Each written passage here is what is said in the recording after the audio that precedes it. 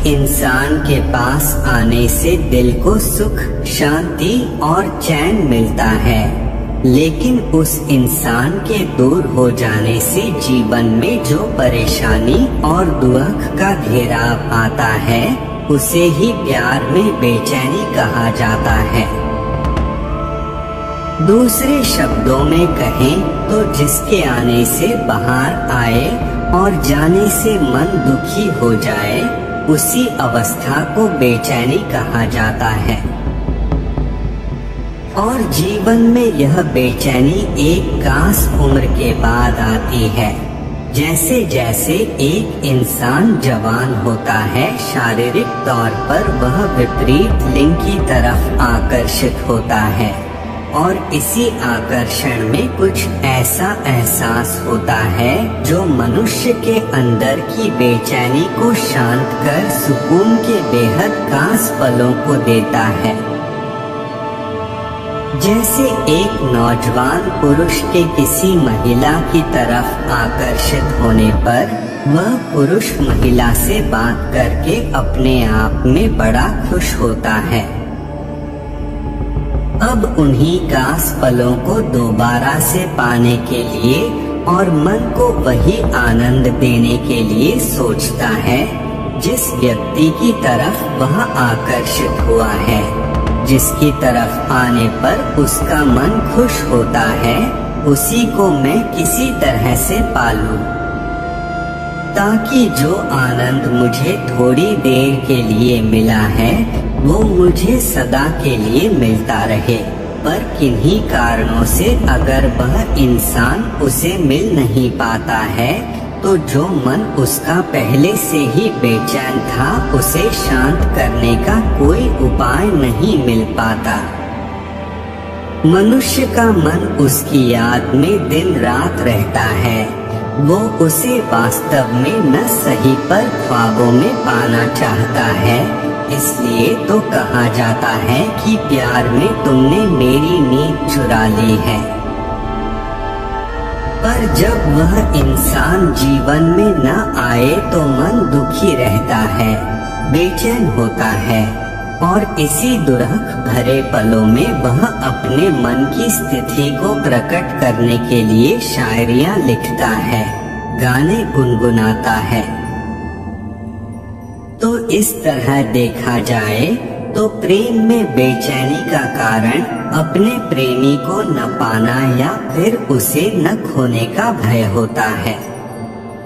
अगर आप अपने साथी के साथ आमने सामने रोमांटिक बातें करने की सोच रहे हैं तो आपको रोमांटिक बातचीत करने से पहले कुछ सुझाव और तरीकों के बारे में पता होना चाहिए, तभी आप उचित तरीके से रोमांटिक माहौल बना सकते हो।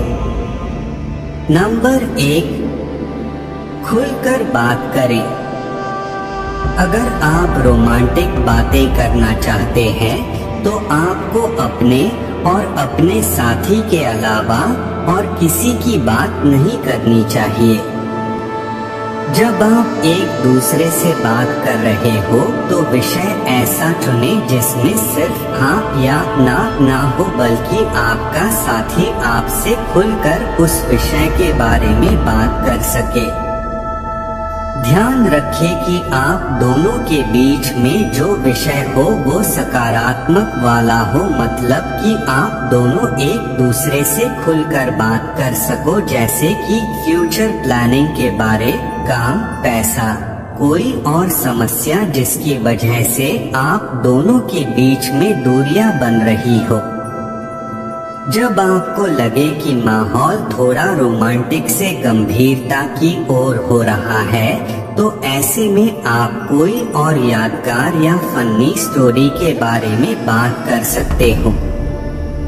नंबर 2, पूरा ध्यान दें। जब आप अपने साथी के साथ रोमांटिक बातचीत कर रहे हो तो ऐसे में आपका पूरा ध्यान का होना भी जरूरी है। आपको पता होना चाहिए कि आपके साथी की बॉडी लैंग्वेज और उसके शब्द बोल आपको क्या बताने की कोशिश कर रहे हैं।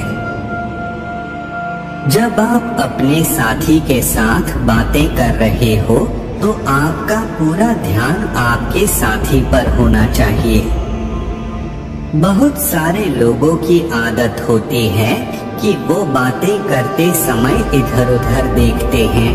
अगर आपकी भी आदत ऐसी है तो रोमांटिक बातें करना थोड़ा मुश्किल हो जाता है। नंबर 3, आई कांटेक्ट रखें। आपस में रोमांटिक बातें करने के लिए आई कांटेक्ट सबसे ताकतवर तरीका है। आई कांटेक्ट करने से आपका पूरा ध्यान आपके साथी पर रहता है और आपको अपने साथी के हर हरकत के बारे में पता चल जाता है कि वो क्या चाहता है। ऐसे में आपका साथी आत्मविश्वास महसूस करता है और खुलकर बात करता है। नंबर 4, टचीपन जरूर रखें। दो लोगों के बीच में रोमांस क्रिएट लिए टच का होना बहुत जरूरी है। ध्यान रखें कि रोमांस के समय पर आप दोनों के मंजूरी पर ही शारीरिक स्पर्श होना चाहिए। बातों के बीच बीच में आप अपने साथी का हाथ पकड़ ले या उसके कंधे पर अपना हाथ रखकर बात करें। ऐसा करने से आप दोनों अपने आप को फील फ्री हो और खुलकर बात करने की कोशिश करते हो। तो अब आप समझ ही गए होंगे कि टची का होना क्यों जरूरी है।